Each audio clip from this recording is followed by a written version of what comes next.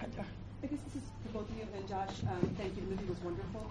Could you, just as you predicted a lot about the future of the internet, do you actually kind of predict the way that the scenes would go within your life? Oh, the episodes of Josh's life? Yeah, could you predict the question is, did Josh actually predict these episodes of his life? Or did you kind of happen? It's sort of like probabilities and outcomes, and you kind of feel your way along. But, I think I planned everything that you're seeing in this film. In UC San Diego, my undergrad years, I just tanked for years in college thinking through what you're seeing. How it manifested and the shifts and turns, of course I couldn't predict, but somehow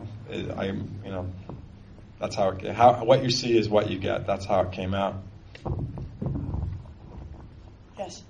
I thought it was a great piece of work, and thank you. It's so much about.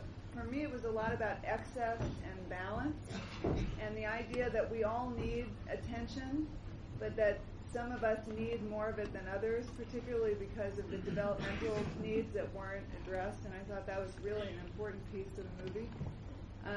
And also, it just made me think of, especially the quiet experiment, made me think of the technique that people use when they're trying to quit smoking, which is to smoke as many cigarettes as you can until you get so sick of it. And in some ways, that, sort of if we can choose to reveal what we want to reveal and not, anyway, so I just wanted to know if either of you had anything to say. I absolutely, extremely insightful comment. Josh always says he orchestrated his own nervous breakdown with WeLiveInPublic.com. And I always say this is the story of the greatest internet pioneer you've never heard of, who experimented with the effect of technology on human behavior until he took it too far. And I think it's very arguable that he had to take it too far. He had to smoke too many cigarettes. Although I would argue it was We Live in Public. For me, personally, on the personal level, it was We Live in Public that I smoked a lot. Yeah, for quiet, I think it was quiet. Like we said in the film, it was like everybody were his guinea pigs, and in We Live in Public, he was the rat. So metaphorically speaking. Yeah. I don't know, actually. No. Way up there. Yeah.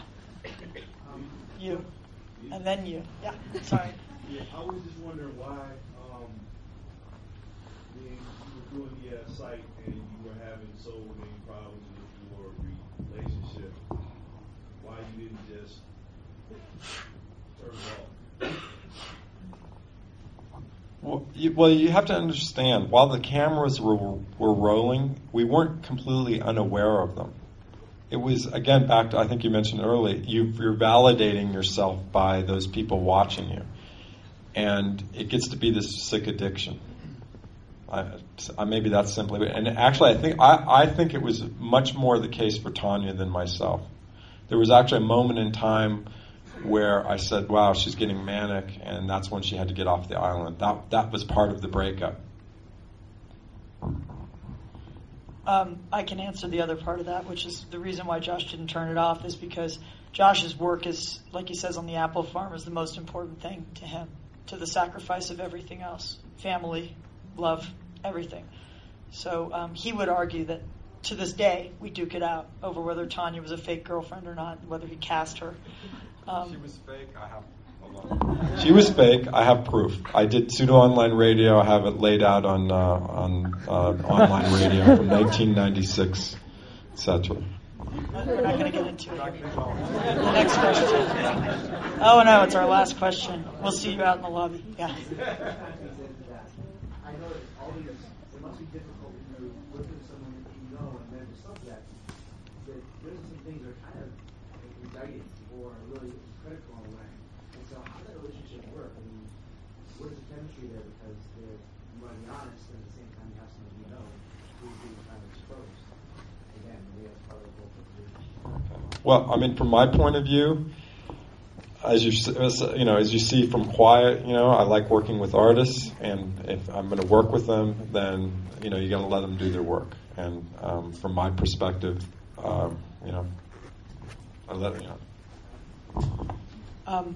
This was the first documentary subject I ever had who said, "I don't care how you portray me as long as you make a great film." That was not the case when that first cut of The Bunker.